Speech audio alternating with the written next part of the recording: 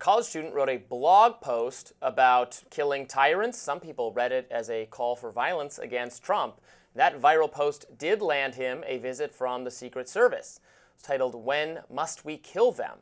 It's the title of that George Mason University PhD student Nicholas Decker's Substack post. The article invoked themes from 250-year-old writings of Thomas Jefferson and George Mason, the latter of whom GMU is named after. Both founding fathers championed resisting tyranny, even broached the concept of rising up against it. In his piece, Decker derides the Trump administration and contemplates whether violence is justified as a last resort against what he perceives as tyrannical rule unfolding in America. GMU took swift action, calling the cops on Decker, but they in turn determined that he broke no laws. Joining us now is First Amendment attorney at the Foundation for Individual Rights and Expression, Zach Greenberg. Welcome to Rising, Zach. Thank you for having me.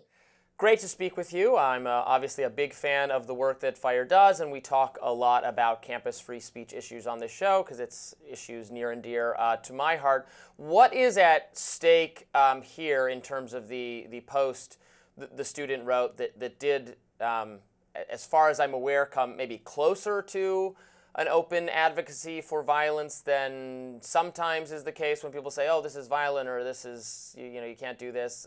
We're strong believers in free speech. But what was at stake here? It's the chilling effect. It's the notion of a university calling the cops on one of its students for writing about politics. I think any of us would be deterred from writing about Trump, politics, America today if we got a visit from the police, the Secret Service, for what we wrote. And this is really detrimental at a university that promises free speech. It's actually one of the better schools for free speech in America.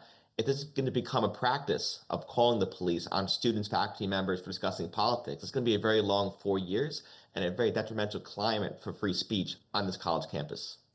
Zach, we've often been critical of President Trump here, and I was critical often on this show today. But when you say writing about politics, I mean, I do think we owe it to our audience to quote some of what the article in question says. The PhD student is referring to the Trump administration, and he writes, "In short, we must decide when we must kill them. None of us wish for war, but if the present administration wishes to destroy the nation, I would accept war rather than see it perish. I hope that you would choose the same." Even from a standpoint that is very critical of President Trump, that seems very close to incitement to violence, if not over that line to me, no? There's a clear difference between true threats, serious intent to commit unlawful violence, and political speech. And we have the right as Americans to discuss and even justify violence. We can talk about the means of violence and when it should be used against certain circumstances.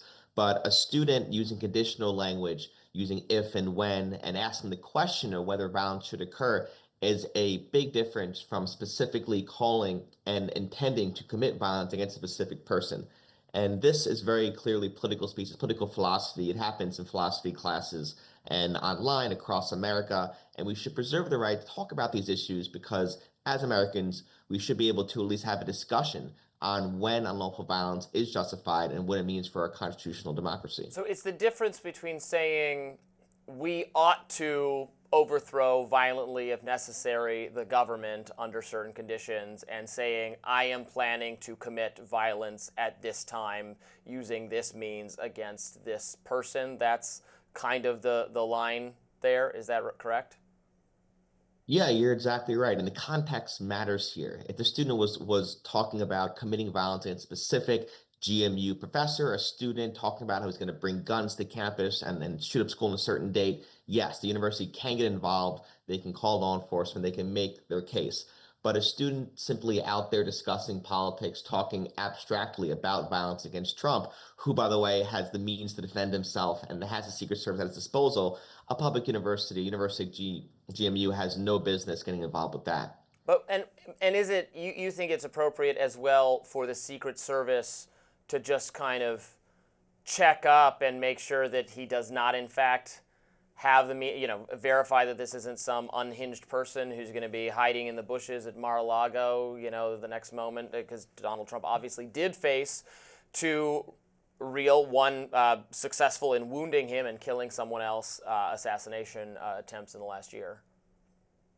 I don't think so. The student made very, very clear in not only the essay, but also in edit, that violence is the last resort, that it should only be justified when all other lawful and peaceful means have failed. That he believes in protest, believes in using the system, the lawful means to effect change. So I don't think this is a candidate for the Secret Service to visit. I think doing so is very chilling, not only his writings, but all students at GMU.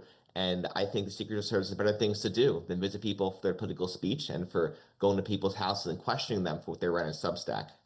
See, I have mixed feelings about this, Zach, because I do, on one hand, completely accept the argument that you made a few moments ago about the idea that it is actually an important philosophical question as to whether and when political violence can be justified. I grew up in the north of Ireland when there was an armed conflict there. That was obviously a debate that was had. It's a debate that is salient right now in relation to the Middle East. It was a discussion that I remember about the ANC in South Africa, or the PLO.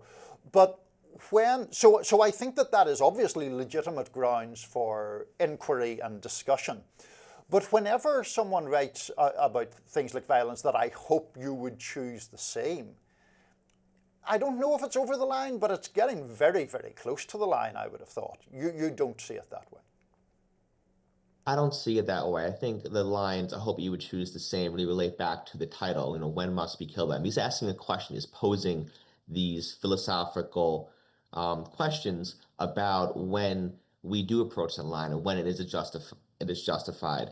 And another note here is that GMU was inundated with comments, with criticism. The article itself has a couple thousand comments on it criticizing the student here. So there's a good chance that the university was only responding to its critics, its donors, its students because of the offensiveness of the speech instead of an actual safety issue here. And again, there was no safety to actually anybody at JMU. We're talking about alleged threats against the university president. So for the university itself to call for a law enforcement investigation, potentially criminal behavior for one of its students, that's where you get the chilling effect there. And, we could disagree on whether the content of the expression here is a true threat or not. I think it's pretty clearly political speech, but we can talk about that. But I think the interest here, the university here, why they're trying to call the cops on one of its students, that's the real issue. That's the real chilling effect here, and it deters others in the university from speaking out against similar issues, especially when they want to relate the same kind of language that Mr. Decker was using. Yeah, I would certainly defend his rights to write this post if he was being disciplined by his university or something like that. I obviously totally agree with your legal analysis. For me, the question of whether it was right for the Secret Service to maybe just look into it, at least for me, is a little bit more of an open question. But we appreciate you coming on, making the case to defend robustly, even provocative and unpopular speech. It is an important thing to do in this day and age. Really appreciate it. Zach Greenberg of FIRE. Thank you for having me. Absolutely.